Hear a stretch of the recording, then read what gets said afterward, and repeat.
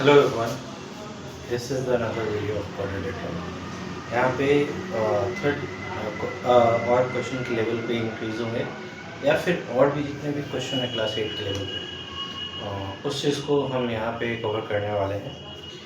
जैसे कि ये क्वेश्चन है, जगह पे भी आपको दिख रहा होगा। जैसे एंगल ए और एंगल बी पे एक बाइसेक्टर कट करके पॉइंट बी पे मिल रहा है, और एंगल सी के कितना दे रहा है 100 डिग्री और एंगल डी 60 डिग्री, और हमें बताना है कि इस पॉइंट पे कितना एंगल होने वाला है, यानी एंगल ए पी बी पे। तो इतना तो हमें पता है कि क्वाड्रिलेटरल में चारों एंगल्स का सम 360 डिग्री होता है। सो स्टार्टिंग विथ पॉइंट, अगर आप समझो तो एंगल क्या कर सकते हैं, गिवन सबसे पहले start coming with the given में क्या है, एंगल सी इक्वल टू कितना है 100, एंगल डी इक्वल टू कितना दे रहा है 60, और एंगल ए और बी नहीं दिया हुआ है यहाँ पे।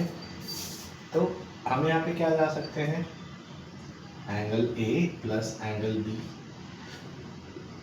Plus angle C plus angle D equal to कितना होगा 360 डिग्री। मूविंग फॉरवर्ड, हम अभी इसे यहाँ पे ऐसे ही छोड़ दे रहे हैं। इन दोनों का कितना दे रहा है 100 प्लस 60 इक्वल टू 360। अब इस जगह से देखो तो angle A plus angle B, इन दोनों का एडिशन अगर LHS से RHS में जाएगा तो यहाँ से क्या होगा, ट्रांसपोजिंग हो रहा है।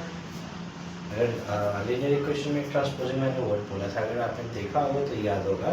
ये ट्रांसपोजिंग में क्या होता है कि जो भी साइन होता है वो चेंज हो जाता है। अगर प्लस में है तो माइनस में कन्वर्ट हो जाता है, माइनस है तो प्लस में, अगर मल्टीप्लिकेशन है तो डिवीजन, डिवीजन है तो मल्टीप्लिकेशन, या तो वो LHS से RHS में हो या RHS से LHS में हो। तो यहाँ से ये क्या होगा 360 माइनस 160, यानी कि एंगल ए और एंगल बी का सम यहाँ पे मेरा क्या होने वाला है 200। ठीक है, ये चीज फाइंड आउट हुआ। पर बेसिकली आप एक चीज यहाँ पे देखो, ये बाइसेक्ट हो रहा है, यानी कि हाफ कट हो रहा है इस जगह पे। एंगल क्या है, हाफ कट हो रहा है एंगल ए और एंगल बी दोनों। तो एंगल ए और एंगल बी का जब भी हम हाफ निकालेंगे यहाँ से, half of angle A plus half of angle B, तो क्या हो जाएगा हाफ ऑफ 200। तो ये क्या हो जाएगा half of angle A plus half of angle B equal to ये क्या हो जाएगा 100 डिग्री। यानी कि इन दोनों का अंदर का भी जो एंगल का सम होगा वो 100 होगा, और बाहर के भी एंगल, जैसे इस ट्रायंगल के बाहर ये जो एरिया है उसका भी सम 100 होगा, और इधर का अंदर का इन दोनों एंगल का हाफ का एट 100 होगा। ठीक है, ये चीज समझ में आ रही है। अब यहाँ पे, अब यहाँ से ट्रायंगल के अंदर का एंगल ए PAB और PBA का अगर सम 100 है, तो किसी भी ट्रायंगल में ये आपको पता होगा कि तीनों एंगल का सम 180 होता है, और ये दो एंगल का सम अगर 100 है तो ये थर्ड तो हमें पता चल जाएगा, हो जाएगा। सो देयरफॉर हम क्या लिख सकते हैं, angle PAB plus angle PBA plus angle APB equal to 180। अब इन दोनों का सम यहाँ पे देखो 100 शो कर रहा है, plus angle APB equal to 180 है। यहाँ से तब angle APB equal to 180 minus 100, यानी कि हमारा एंगल APB कितना फाइंड आउट हुआ 80 डिग्री। तो हम यहाँ पे आंसर में लास्टली क्या लिख सकते हैं, hence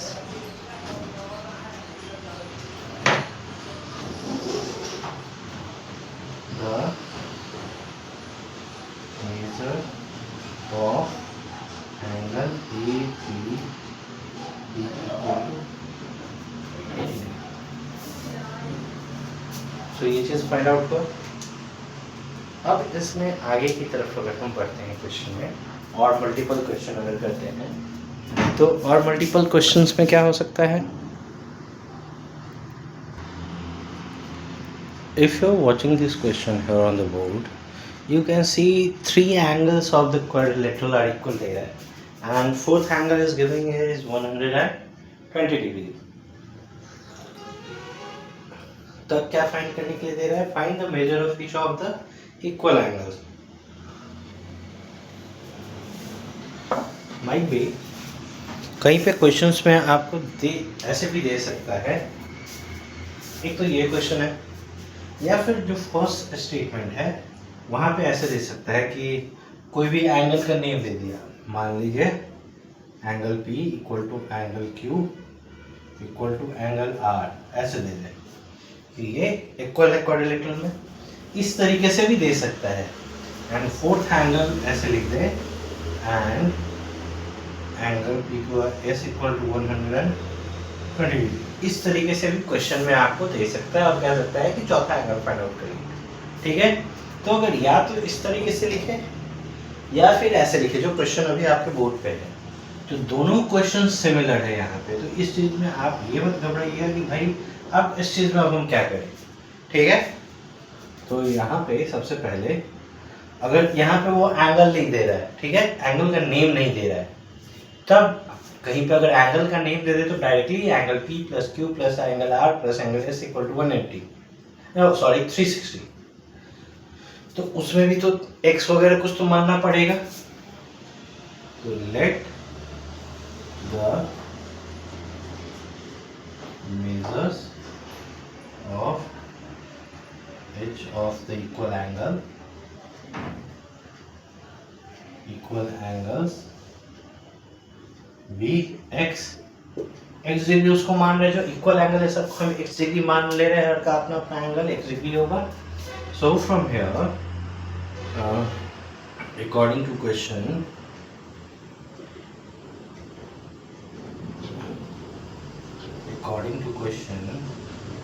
what we can get here is we get, अगर तीनों एंगल x x x मान रहे हो तो x plus x plus x plus 120 degree equal to 360।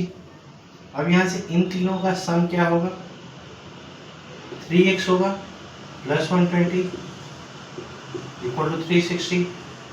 अब यहाँ से बाई ट्रांसपोजिंग यहाँ पे इसका साइन चेंज होगा, तो 360 इक्वल टू 360 माइनस 120, यहाँ से x इक्वल टू ये क्या होगा 240 बाई 3, यहाँ से ये कट के 80, यानी x इक्वल टू 80 डिग्री।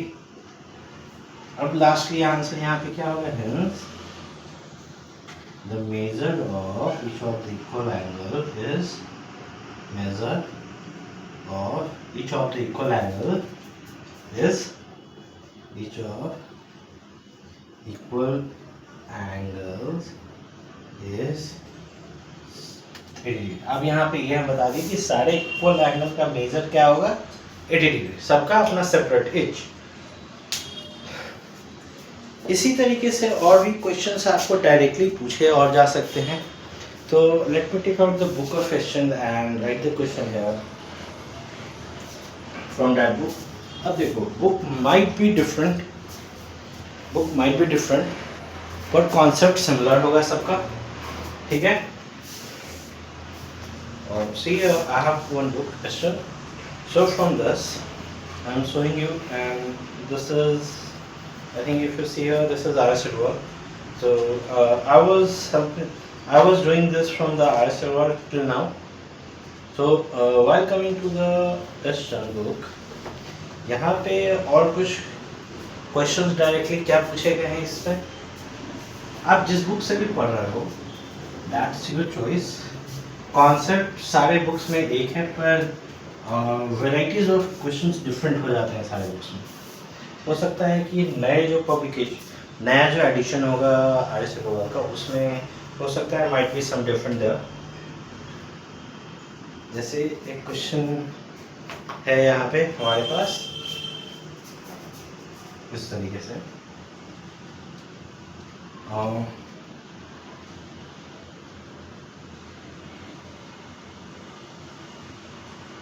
एक ये क्वेश्चन है, इसका 75 degree, this is 125, this is 105 degree and question में इसे x दिया गया है। How can we find from here? अब यहाँ पे किसी का नाम नहीं दिया गया है, तो अब अगर इस तरीके का फिगर दे दे तो देयरफॉर द सम, आंसर कैसे लिखोगे? सम ऑफ, या फिर sum of angle of quadrilateral, angle of a quadrilateral. इस तरीके के क्वेश्चन में डायरेक्टली यहाँ से ऐसे शुरू कर सकते हो कि 360 होता है सारे एंगल का सम। तो अब देखो इसका 75 plus 125 plus 105 plus x equal to 360 degree. अब यहाँ से कैसे करोगे? x इक्वल टू, इनका सम ट्रांसपोज होगा LHS टू RHS में, तो क्या वैल्यू हो जाएगा यहाँ से? x इक्वल टू, अब sorry, addition of this 5 10 15 minus 5, अब सॉरी 7 2 9 10, हाथ में 1 1 1 2 1 3, 305 डिग्री।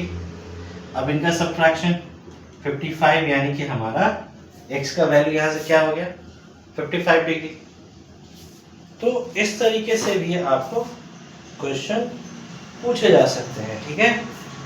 अब यहाँ पे एक क्वेश्चन अभी और है, ये सेम फिगर में 2-3 क्वेश्चन कर लेते हैं। यहाँ से जैसे एक फिगर है, ऐसे कर लेते हैं।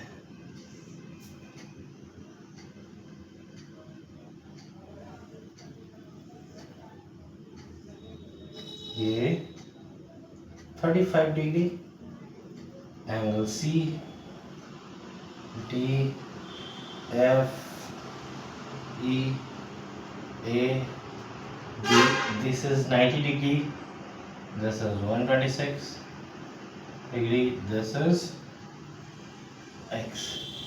So I have to find this x. So how can we find it here?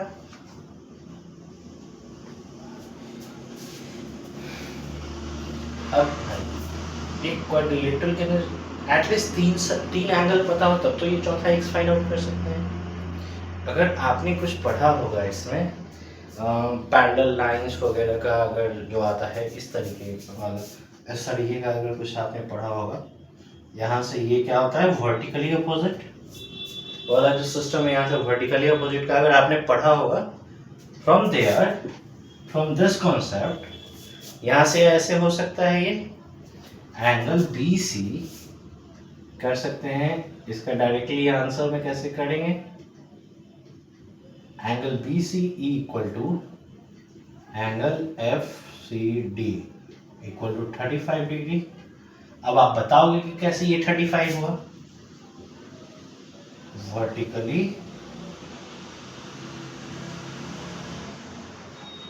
Opposite angle, ये किससे हुआ? वर्टिकली अपोजिट एंगल के थ्रू हुआ। एंगल को शॉर्ट में हमने इस तरीके से डिनोट किया है यहाँ पे, वर्टिकली अपोजिट के बाद। तो अब देखो इससे तो 35 हो गया। अब यहाँ से क्या होगा? The sum of the angle of quadrilateral, sum of the all angle of quadrilateral, all angles of quadrilateral is 360 degree. अब यहाँ से देखो 126 डिग्री प्लस 90 डिग्री प्लस 35, यहाँ से जो अभी वर्टिकली अपोजिट से किया, प्लस ये x इक्वल टू 360 डिग्री होगा।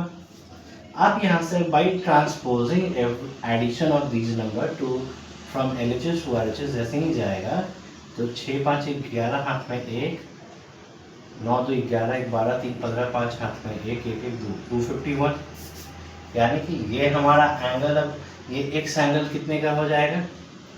यहाँ से आप इसे घटाओगे तो 99, इट विल बी 99 ना, और सॉरी 109, अगर यहाँ पे 261 होता तब तो 190, सॉरी फॉर द मिस्टेक।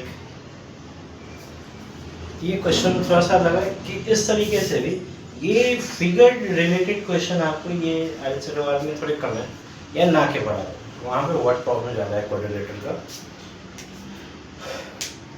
और भी अगर हम क्वेश्चन देखें, एक क्वेश्चन हमारे पास जो है क्वेश्चन में, अगर क्वेश्चन बुक के थ्रू अगर आप जाओ तो इस तरीके से भी है एक, यहाँ से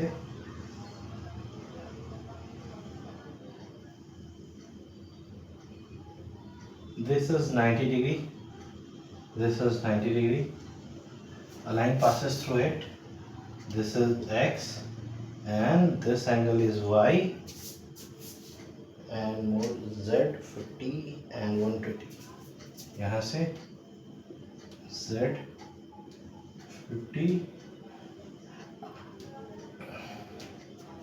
and 120. So how can you find the answer of these? Sorry, अब देखो ये 90 है, और ओके लेट मी राइट, अच्छा यहाँ पे नाम नहीं है, ये 90 डिग्री है, ऑटोमेटिक पता है। यहाँ से सारे का सम तो क्या होगा 120 plus 50 plus 90 plus x equal to 360 होगा। अब इसमें देखो x इक्वल टू क्या होगा 360 माइनस 170 प्लस 90 कितना होगा 260। यहाँ से x डिग्री इक्वल टू ये एंगल x भी क्या हो जाएगा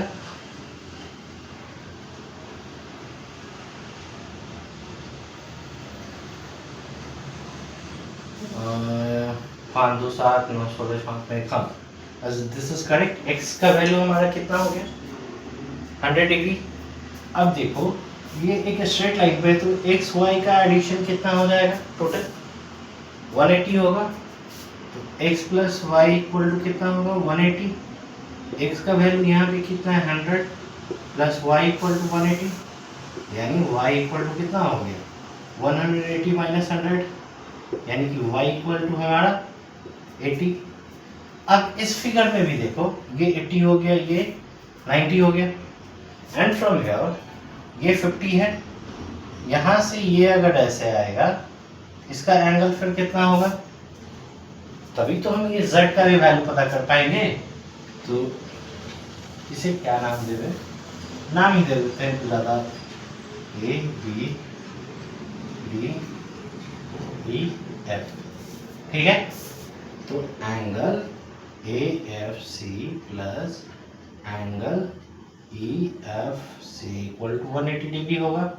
ए एफ सी कितना है यहाँ पे 50 plus angle E F C equal to 180।